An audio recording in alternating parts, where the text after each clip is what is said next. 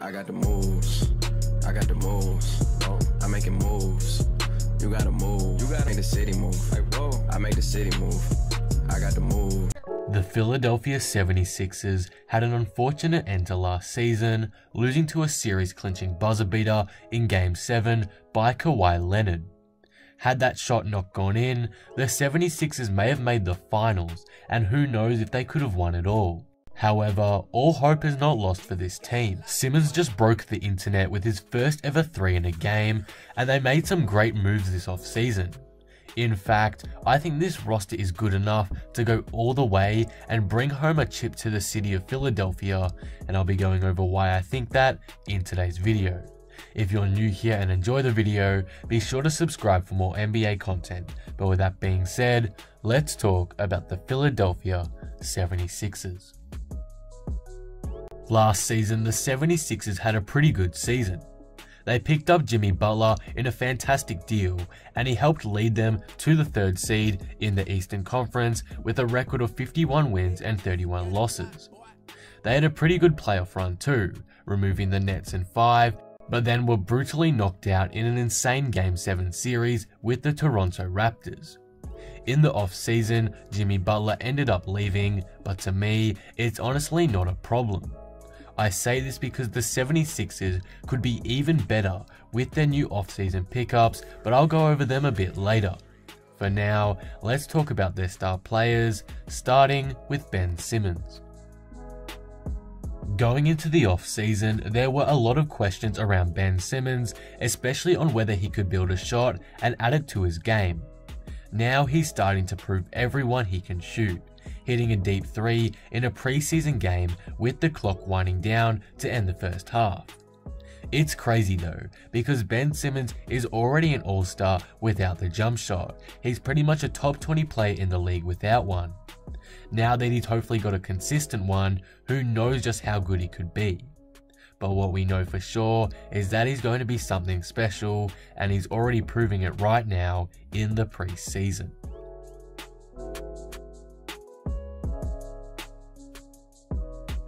Joel Embiid had a great season last year, averaging 27.5 points, 13.6 rebounds, and close to 4 assists with 2 blocks as well. He shot pretty good too, with shooting splits of 48% from the field and an okay 30% from 3. Obviously he can improve that, but it's the least you can ask for with a big man. In my opinion, he could be a dark horse for the MVP. If he stays the #1 option on Philly and puts up similar averages as well as having a good team success, it's definitely possible for him to finish as a top 3 candidate for the award. I don't know why, but to me I just feel like Embiid's going to have a big season. I can feel it. Let's move on to the off-season additions for the 76ers, because some of them will have a major effect on the team. The first one is Al Horford. Horford was a good big man for the Celtics last season, but blindsided everyone and went to the 76ers in July. In 29 minutes of action per game, he averaged 13.6 points, 6.7 rebounds, and 4.2 assists on efficient shooting, 53% from the field, and 36% from 3, which is actually really good for a center/power forward. Some people believe Horford will clash with Embiid, but I don't think there will be any dramas. He can slide to the 4. Overall, he's a great purchase by the 76ers, in my opinion. Another guy they signed this offseason was Josh Richardson. He's a solid player from Miami, and they acquired him in a sign and trade with Jimmy Butler. He averaged 16.6 points and 4 assists last season, with shooting percentages of 41% from the field and 35% from 3. He's a good off-ball scorer, which is good because Simmons will most likely be the ball handler for the majority of the time when he's on the court. In complete honesty, his value may go down on the Sixers due to his role, but he's a good pickup nonetheless and a pretty good return for Jimmy Butler in my eyes. The final major offseason move the 76ers made was re-signing Tobias Harris. This is a huge dub in my eyes, as bringing him back gives the 76ers shooting, which they definitely need. According to some, he may be in the running to be a first-time All-Star this season, which I can see being a possibility if he finds his footing on this team quickly. Overall, it's a great move by Philadelphia to re-sign Harris. He's going to be an efficient contributor for them. With the 20th pick in this year's draft, Matisse Thybulle was selected by the Boston Celtics, but the 76ers were able to pick him up via a trade, and already so far, that decision has been absolutely brilliant. Thybulle, whose name I'm probably pronouncing wrong, is an absolute beast on defense. He could easily become an all-defensive team participant one day. In the preseason game, he got 3 steals and 2 blocks, and if he continues to develop his game on this end, he might just become an elite defender in the league. In fact, he probably will.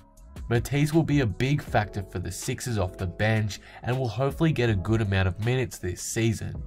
He's got a bright future ahead for him, that's for sure. I truly believe this team can go on to win it all, and I have a couple of big reasons why.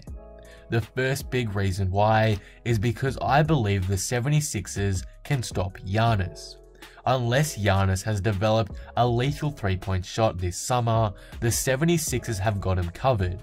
As with countless tall players in their starting lineup, they can cover and shut down Giannis a lot easier than I think people recognize. Also, the Bucks took a step backwards this offseason with the loss of Malcolm Brogdon, so I do have the 76ers over the Bucks right now. One of the biggest questions also for the 76ers going into this season was spacing. In their starting lineup, they have 4 6'9" or above guys, and from what I've seen, Josh Richardson and Tobias Harris and maybe Al Horford seem like the only above average shooters on the team. So spacing seemed like a big issue, especially with Simmons' woes from outside the arc. However, I have now changed my stance on that.